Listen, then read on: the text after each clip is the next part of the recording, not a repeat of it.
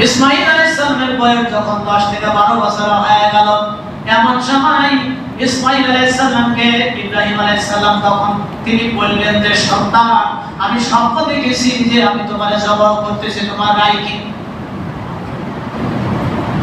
আমাদের সমাজের নিয়ম অনুযায়ী কোন পিতা যদি তার মার সন্তান যদি বাড়ি থেকে বের করে দিয়ে দেয় বা কোথাও রেখে আসে, কোনো খবর নেই, খাওয়া দাওয়া দেয় না, অথচ যদি এরকম 10-12 বছর বয়স এরকম একটা সময় দেয়, যদি সন্তানকে তার বাবা দিয়ে বলে সন্তানকে নিকায় তুলে জবাই করব, এমন ভাবে সন্তান মেনে নিবে নাকি?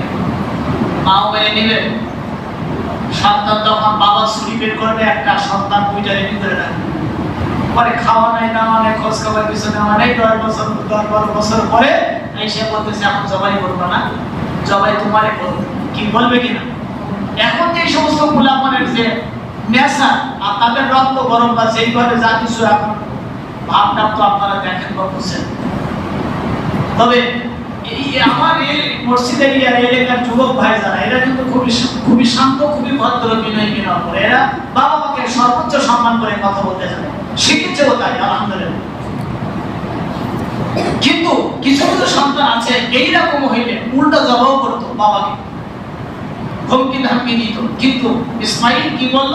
বলছে বাবা তোমার রব যে নির্দেশ দিয়েছে তুমি সেই নির্দেশ পালন করো, আমার পক্ষ থেকে শারীরিক সহযোগিতা পাবে, আমাকে নিশ্চয় ইনশাআল্লাহু মিনাস সাবিরিন, আমাকে তুমি ধৈর্যশীলদের মধ্যে তুমি আমাকে দেখবে, অন্তর্ভুক্ত থাকবো ইনশাআল্লাহ। সুবহানাল্লাহ বলেন। ইসমাঈল আলাইহিস সালাম বাবাকে, ঘটনা তো অনেক লম্বা, তাফসীরের ঘটনা, বাবাকে সহযোগিতা করলেন।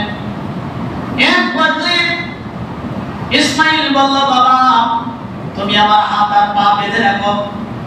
হাত আর পা বাঁধলেন, বাঁধার পরে বলল বাবা তুমি চক্ষু বন্ধ করে রাখবে, যদি চক্ষু বন্ধ করে না রাখো তাহলে বাবা কোনোদিন সন্তানকে জবাই করতে পারে না। তুমি যখন আমার গলায় যখন তুমি ছুরি চালাবে অবশ্যই মায়া হবে, আর যদি তোমার মায়া হয় জবাই করতে পারবে না, তুমি কিন্তু ঈমানের পরীক্ষায় তুমি কিন্তু পাস করতে পারবে না, রবের হুকুম পালন তুমি করতে পারবে না। কি সন্তান! সন্তানের পরে বলল বাবা হাত আর পা বাঁধো, হাত আর পা বাঁধলেন। যখন ইসমাঈলকে জবাই করার জন্য মাটিতে শোয়াইছেন বলল বাবা আমার হাত আর পায়ের বাঁধন তুমি খুলে দিয়ে দাও। ইব্রাহিম বলল সন্তান কেন তুমি প্রথমে বাঁধতে বললে আবার কেন খুলে দিতে বলতেছো? বলল বাবা আমার হাত আর পা যদি তুমি বেঁধে যদি জবাই করো কিয়ামতের দিন আল্লাহ হয়তো বলতে পারে ইসমাঈল আমার নির্দেশে আমার আদেশে তুমি রাজি ছিলে না, এই জন্য রাজি ছিলে না তাই জোর করে হাত পা বেঁধে জবাই করা হয়েছে। না বাবা, এই জন্য আমি স্বাভাবিক অবস্থায় আমি নিজেই মাটিতে শুয়ে যাচ্ছি, তুমি জবাই করে তুমি তোমার রবের আদেশ পালন করো।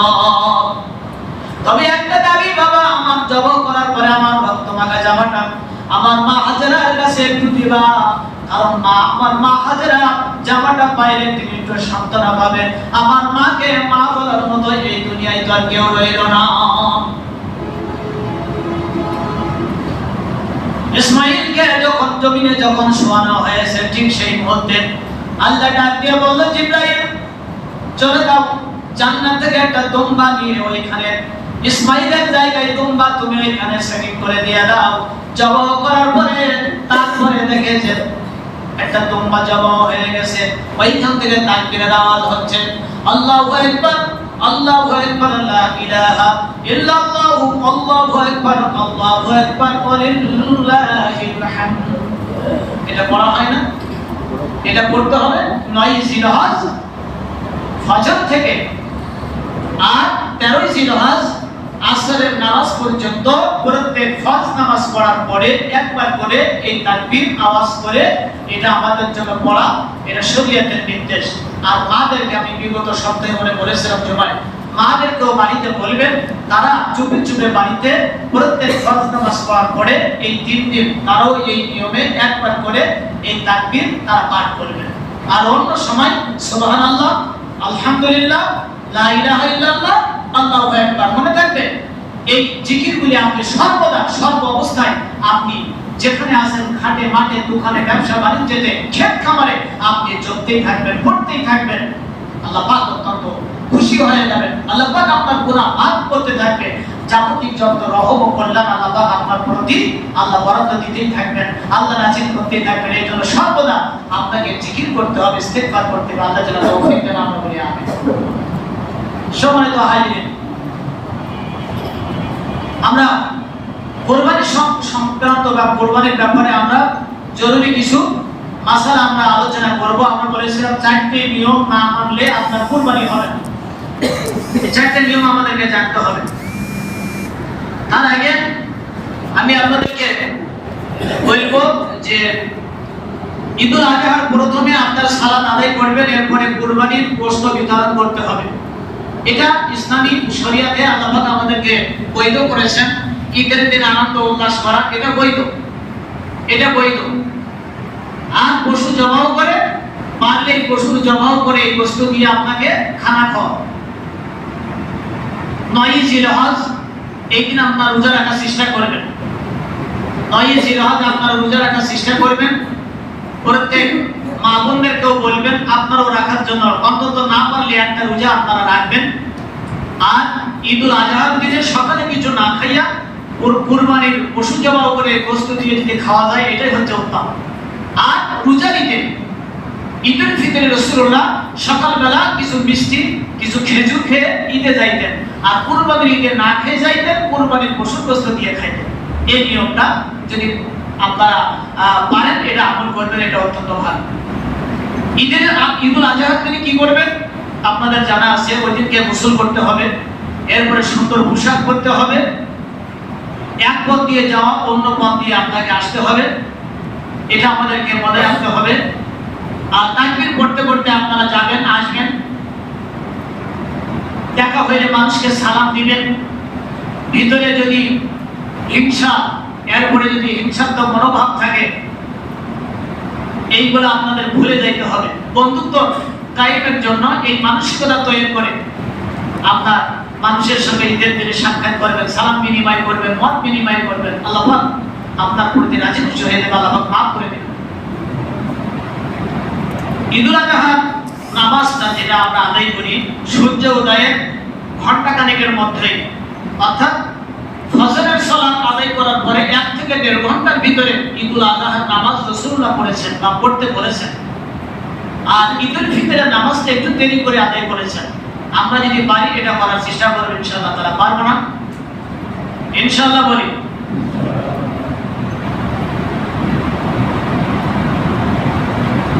রাসূলুল্লাহ একটা হাদিস আছে যে সাধ্য আছে অথচ কুরবানি দিল না, কুরবানি করলো না।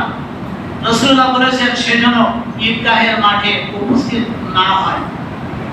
আল্লাহ রাসূল বলেছেন সামর্থ্য আছে অথচ কুরবানি করলো না, তার জন্য ঈদ না। রাসূলুল্লাহ বলেছেন সেজন্য ঈদের মাঠে না আসে। এটা কে বলেছেন? আল্লাহ রাসূল বলেছেন। সম্মানিত উপস্থিতি, সময় একেবারে শেষের দিকে, সর্বশেষ আমরা জরুরি যে 4টা বিষয় আমরা কথা বলতে চাই, সেই 4টা বিষয় আমরা এখন আসতেছি। আরেকটি কথা হচ্ছে যে আমরা কুরবানি যখন করি আমরা বলি যে অমুকের নামে কুরবানি করা হচ্ছে। এটা কিন্তু বলা শরীয়তে জায়েজ নাই, বলা যাবে না। যদি বলা হয় যে নাম পড়ে বলে অমুক তমুক ইত্যাদি, এই নামটা কইরা কাগজে নিয়ে বলে এইগুলোর নামে কুরবানি করতেছে, আমরা কুরবানি করব। এই পশুটা যদি সঠিকভাবে ফতোয়া দেওয়া হয় এটা খাওয়া হারাম হয়ে যাবে। কিন্তু আপনার মন খারাপ হয়ে যাবে আপনাদের, আমি অত কঠিনভাবে ফতোয়ার দিকে যাইতেছি না, সহজ করে দিচ্ছি। আপনারা এতটুকু বলতে পারেন অমুকের পক্ষ থেকে অমুকের পক্ষে আল্লাহর নামে জবাহ করতেছি, অমুকের পক্ষ থেকে আল্লাহর নামে কুরবানি করতেছি। মনে থাকবে, একবার সহজ করে দিলাম। কি বলবেন বলুন তো? অমুকের পক্ষ থেকে আল্লাহর নামে কুরবানি করতেছি, মনে থাকবে? যেন বলেন না অমুকের পক্ষ থেকে কুরবানি করতেছি, অমুকের পক্ষ থেকে আল্লাহর নামে কুরবানি করতেছি। এই শব্দ যদি আপনি চয়ন না করেন ইচ্ছা করে, তাহলে কিন্তু বড় বেকায় না, সব শেষ। এরপরে 7 ভাগিতে আপনারা যারা কুরবানি করেছেন সিদ্ধান্ত নেওয়াই হয়ে গেছে না? আর তো সময় নাই, সোমবার না ঈদুল আজহা, কুরবানি অর্থাৎ রবিবারে 9 জিলহজ এই দিনকে রোজা তো রাখবেনই, আর এই দিন ফজর থেকে কিন্তু তাকবীর পড়তে যেন আমরা ভুলে না যাই ইনশাআল্লাহ। আল্লাহ আমাদেরকে যেন তাকবীর পাঠ করার তৌফিক দান করেন, আমিন। এটা একটা বহু বড় আমল, অনেক সওয়াব। তো এখন কুরবানি যারা সাত ভাগে করেছেন ইচ্ছাকৃতভাবে, যদি আপনাদের জানা থাকে যে এই 7 জনের ভিতরে 2 জনের বা 3 জনের বা 1 জনের টাকাটা এটা হালাল পন্থায় উপার্জন নয়, বিভিন্ন কায়দায়, আমি অত ব্যাখ্যা দিলাম না, আমার চেয়ে আপনার এই ব্যাপারে বেশি অভিজ্ঞ, কারণ টাকা আপনারা কামাইতে জানেন, আর আপনারাই জানেন যে কিভাবে কামান। তো আপনার যদি টাকা যদি হক হালালি না হয়, এই 7 জনের ভিতরে কোনো একজন ব্যক্তির আপনারা জানেন স্পষ্ট পরিষ্কার আপনার কাছে, আপনি জানেন অবশ্যই এই ব্যক্তির টাকাটা হালাল না, এই ব্যক্তির টাকাটা হালাল না, এই ব্যক্তির টাকাটা হারাম পন্থায় উপার্জিত টাকা নিয়ে আমাদের সঙ্গে কুরবানি করছে, এটা জানার পরে স্পষ্ট হওয়ার পরে যদি জানে শুনে মেনে নিয়ে কুরবানি করেন, তাহলে কি হবে বলুন তো? আপনারা বলুন, কারণ আমি বললে তো মন খারাপ হবে। হ্যাঁ, আপনারাই ধন্যবাদ, আপনারা বলতেই পেরেছেন কুরবানি হবে না, এইটাই মাসালা। কুরবানি কারোর হলো না, রাগ করিয়েন না, কষ্ট নিয়েন না। আর যদি না জানা থাকে যে আমাদের 7 জনের ভিতরে গোপনে হয়তো কেউ অন্য পন্থায় টাকা পয়সা ইনকাম করে, এটা আমার জানা নাই, না জানা থাকার সত্ত্বেও যদি কেউ কুরবানি করে থাকেন, তাহলে কি হবে? কুরবানি হয়ে যাবে, আল্লাহ যদি চায় ইনশাআল্লাহ। জেনে শুনে এটা করবেন না। এই জন্য একার কুরবানি একার পক্ষে দেওয়াটাই হচ্ছে উত্তম, একার কুরবানি একার পক্ষে দেওয়াটাই উত্তম। কিন্তু আমরা তো বিভিন্ন মাসালা,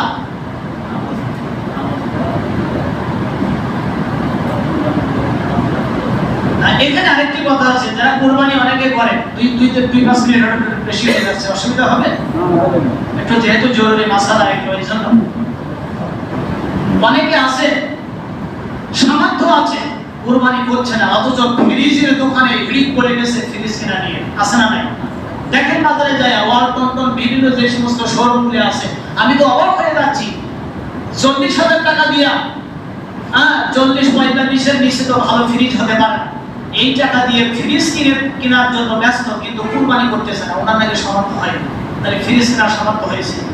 এই তো আমাদের অবস্থা, রহমত বরকত আল্লাহর কাছ থেকে কেমনে আশা করেন আপনি?